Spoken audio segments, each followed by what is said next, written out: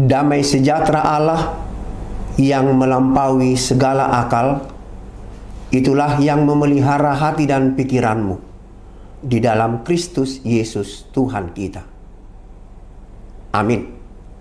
Saudara-saudaraku yang dikasihi Tuhan, marilah kita membaca firman Tuhan, nas khotbah dalam Minggu Eksaudi hari ini, tertulis dalam kitab Mazmur pasal 97 ayat 1 sampai 12. Beginilah firman Tuhan. Tuhan adalah Raja. Biarlah bumi bersorak-sorak. Biarlah banyak pulau bersukacita. Awan dan kekelaman ada sekeliling dia. Keadilan dan hukum adalah tumpuan tahtanya. Api menjalar di hadapannya dan menghanguskan para lawannya sekeliling. Kilat-kilatnya menerangi dunia. Bumi melihatnya dan gemetar. Gunung-gunung luluh seperti lilin di hadapan Tuhan. Di hadapan Tuhan seluruh bumi. Langit memberitakan keadilannya, dan segala bangsa melihat kemuliaannya. Semua orang yang beribadah kepada patung akan mendapat malu. Orang yang memegahkan diri karena berhala-berhala, segala Allah sujud menyembah kepadanya. Sion mendengarnya dan bersukacita. Putri-putri Yehuda bersorak-sorak oleh karena penghukuman-Mu, ya Tuhan. Sebab Engkaulah ya Tuhan yang maha tinggi di atas seluruh bumi. Engkau sangat dimuliakan di atas segala Allah. Hai orang-orang yang mengasihi Tuhan, bencilah kejahatan. Dia yang memelihara nyawa orang-orang yang dikasihinya akan melepaskan mereka dari tangan orang-orang fasik. Terang sudah terbit bagi orang benar, dan sukacita bagi orang-orang yang tulus hati. Bersukacitalah karena Tuhan, hai orang-orang benar, dan nyanyikanlah syukur bagi namanya yang kudus. Demikian firman Tuhan. Saudara-saudara yang dikasihi Tuhan, topik Minggu Eksaudi ini adalah Jehovah Raja. Tuhan adalah Raja. Tuhan adalah Raja merupakan kredo atau kesaksian iman yang sangat penting dalam kehidupan orang percaya. Allah berfirman, "Akulah Tuhan Allahmu. Jangan ada padamu Allah lain di hadapanku. Audu Jehovah di batam, ninna di batatta. Dan jadi marakut, au bahinommu di batam." Tuhan adalah Raja. Tuhan adalah yang utama dan terutama. Kita harus lebih takut, lebih kasih, dan lebih yakin kepada Allah daripada segala sesuatu. Uniknya, mulanya pengakuan ini tidak diajarkan secara verbal, tetapi berangkat dari pengalaman hidup umat Allah dari generasi ke generasi. Dalam sejarah manusia, khususnya perjalanan bangsa Israel, umat Allah, nyata. Jika bangsa itu menghormati Allah sebagai Raja, mereka akan diberkati. Diberkati dengan kehidupan yang melimpah. Diberkati dengan keselamatan. Dan sebaliknya, jika mereka tidak menghormati Allah, mereka akan dihukum langsung atau melalui bangsa-bangsa lain. Buktinya, dalam 1 Samuel pasal 8 terlihat jelas peralihan teokrasi pimpinan Allah menjadi demokrasi di mana bangsa Israel meminta raja. Permohonan ini sebenarnya sangat berat bagi Allah. Dalam 1 Samuel 8 ayat 7 Allah berkata kepada Samuel, "Dengarkanlah perkataan bangsa itu, sebab bukan engkau yang mereka tolak, tetapi akulah yang mereka tolak, supaya jangan aku menjadi raja atas mereka." Israel memilih raja manusia ketimbang Allah sebagai raja atas mereka. Saudara-saudaraku sekalian, apa yang terjadi? Ternyata sistem kerajaan yang diminta oleh bangsa Israel secara umum boleh dikatakan gagal. Banyak raja yang memerintah gagal mempertahankan jati dirinya sebagai wakil dan pilihan Allah. Raja Saul misalnya gagal menaati perintah Allah. Allah memerintahkan Saul untuk membinasakan bangsa Amalek, termasuk kambing, domba, dan ternaknya. Tetapi Saul melanggar perintah itu. Saul menyisakan banyak domba yang oleh Saul akan dipersembahkan kepada Tuhan. Akibatnya apa? Allah undur diri dari Saul dan Allah mencabut statusnya sebagai raja. Demikian pula halnya dengan Daud. Daud pada awalnya setia pada Tuhan, namun pada pertengahan masa pemerintahannya, Daud jatuh dalam dosa. Dengan niat jahat, Daud memerintahkan Uria untuk berperang di garis depan agar Uria mati. Dan Daud mengambil Batseba, istri Uria itu, menjadi istrinya. Dalam 2 Samuel 12 ayat 10, Allah menghukum Daud. Oleh sebab itu, pedang tidak akan menyingkir dari keturunanmu sampai selamanya, karena engkau telah menghina aku. Demikian pula halnya dengan Salomo. Salomo yang Tuhan pilih untuk mendirikan bait Allah yang megah itu. Salomo yang dikaruniai hikmat dalam menyelesaikan pengaduan dua ibu yang memperebutkan seorang bayi yang lahir baru hidup. Ternyata Salomo juga jatuh dalam penyembahan berhala, terpengaruh karena banyaknya istri dan gundiknya. Barulah setelah Israel kembali dari pembuangan, kredo ini disegarkan kembali, diajarkan kembali, dan diimani kembali melalui hambanya Nabi Ezra dan Nehemia. Saudara-saudaraku yang dikasihi Tuhan, dalam kehidupan sehari-hari kita sering tidak mau dirajai oleh Tuhan, dan kita sering gagal mengikuti perintah Tuhan. Kita sering tergoda menganggap diri melebihi kepatutan, melewati batasan yang Allah tentukan, sehingga kita mau menyerobot bagian Tuhan. Dan itulah dosa. Dosa bukan hanya tindakan yang salah atau bertentangan dengan kehendak Allah, tetapi juga segala keinginan manusia untuk menggeser posisi Allah atau merubah posisi manusia setara dengan Allah. Itulah yang iblis tawarkan kepada manusia. Tetapi ular itu berkata kepada perempuan itu, "Sekali-kali kamu tidak akan mati." Tetapi Allah mengetahui bahwa pada waktu kamu memakannya, matamu akan terbuka dan kamu akan menjadi seperti Allah, tahu tentang yang baik dan yang jahat. Inilah motif dan pengertian dosa, menggeser posisi Allah. Dan harap diingat, Allah menentang setiap keinginan dan usaha manusia untuk menyamai Allah.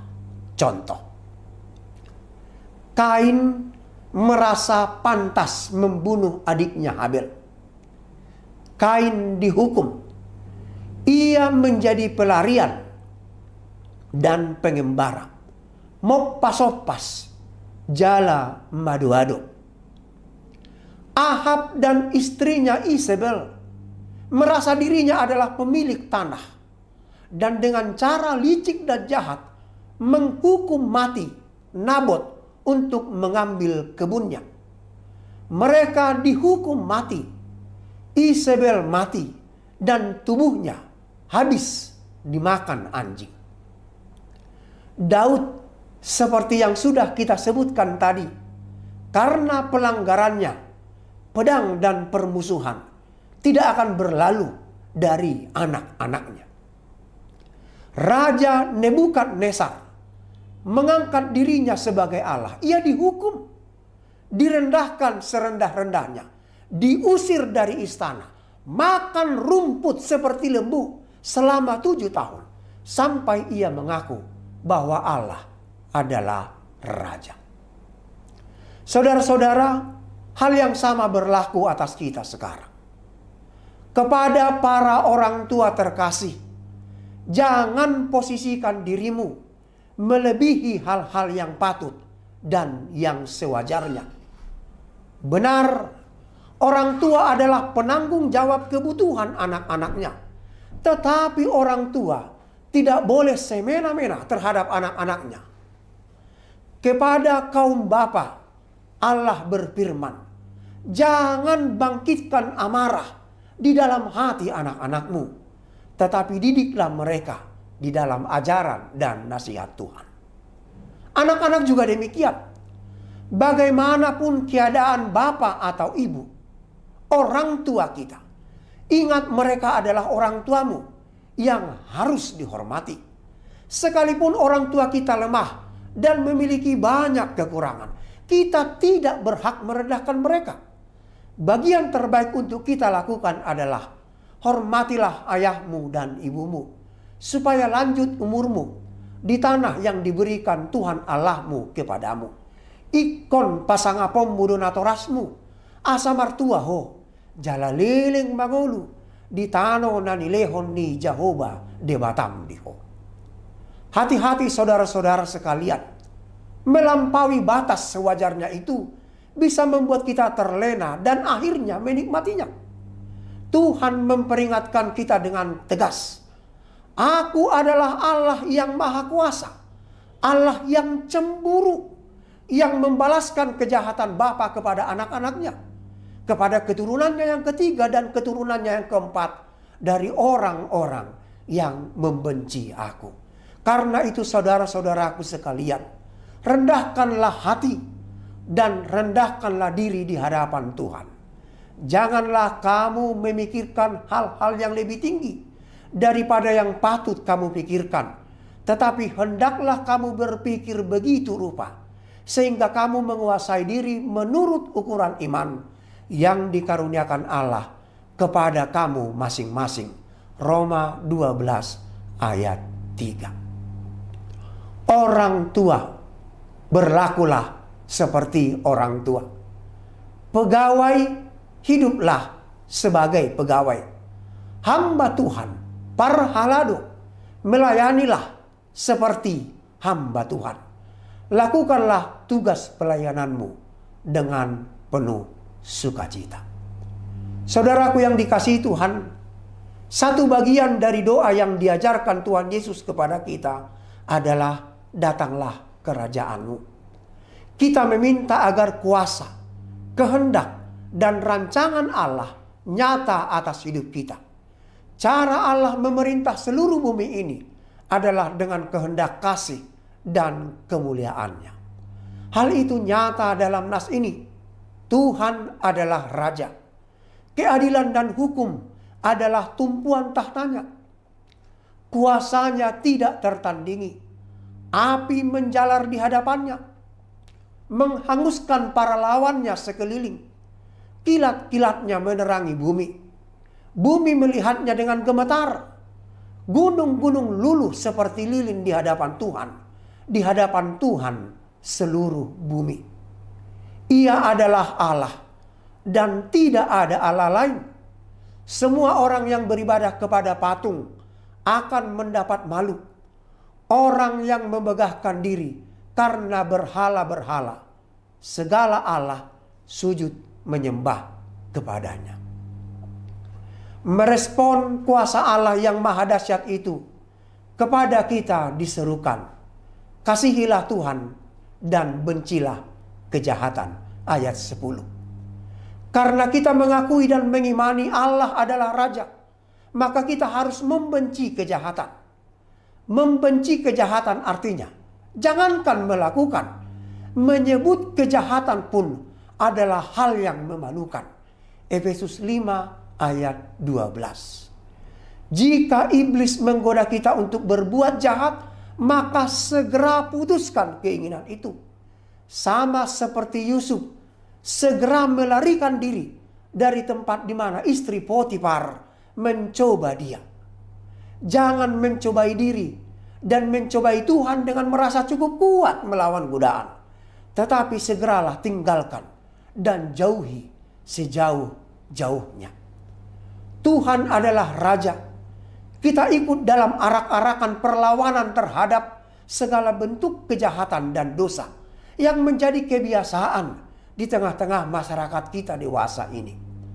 Orang-orang percaya harus menjadi bagian dari perlawanan terhadap korupsi, kolusi, nepotisme, perundungan atau bully, kesewenang-wenangan, perusakan hutan, dan perusakan lingkungan hidup, dan kejahatan lainnya. Karena Tuhan adalah Raja, maka tunjukkan terangmu, bawalah garammu, sinarilah dan terangilah kegelapan. Baharuilah hidup sesamamu menjadi hidup yang berdampak dan bermanfaat bagi yang lain. Raih dan menangkanlah mereka menjadi persembahan yang kudus dan mulia pada Kristus Yesus yang telah mati dan bangkit untuk menyelamatkan kita. Amin. Marilah kita berdoa. Terpujilah Engkau ya Kristus Yesus yang telah naik ke surga dan duduk di sebelah kanan Allah Bapa yang Maha Kuasa, pemimpin dan yang memerintah hidup kami seutuhnya. Terima kasih ya Tuhan, terima kasih. Hari ini kami semakin diteguhkan bahwa Engkau adalah Raja, Raja di atas segala raja, dan Tuan di atas segala Tuan. Kuasamu nyata, dan Engkau adalah pemenang, Allah yang tidak tertandingi dibandingkan dengan kuasa-kuasa yang ada di bumi ini. Karena itu ya Tuhan, bagian kami adalah mencintai Tuhan dan menjauhi kejahatan. Ajar kami ya Bapa untuk konsisten di dalam melakukan kebaikan, melakukan apa yang Tuhan perintahkan kepada kami. Terima kasih ya Tuhan, Tuhan yang mengizinkan dan membuat firman-Mu itu tumbuh dan berkembang, berbuah di dalam kehidupan kami masing-masing. Berikan kesehatan dan kesembuhan kepada saudara-saudara kami yang sakit. Berikan umur panjang kepada saudara-saudara kami yang berulang tahun. Tubuh, jiwa, dan roh, dan seluruh persekutuan serta pelayanan dan pekerjaan kami di sepanjang minggu ini kami pertaruhkan sepenuhnya di dalam pemeliharaan kasih Tuhan. Ampuni kami ya Bapa, ampuni dosa dan pelanggaran kami. Dalam nama anak-Mu Tuhan Yesus Kristus kami berdoa. Amin.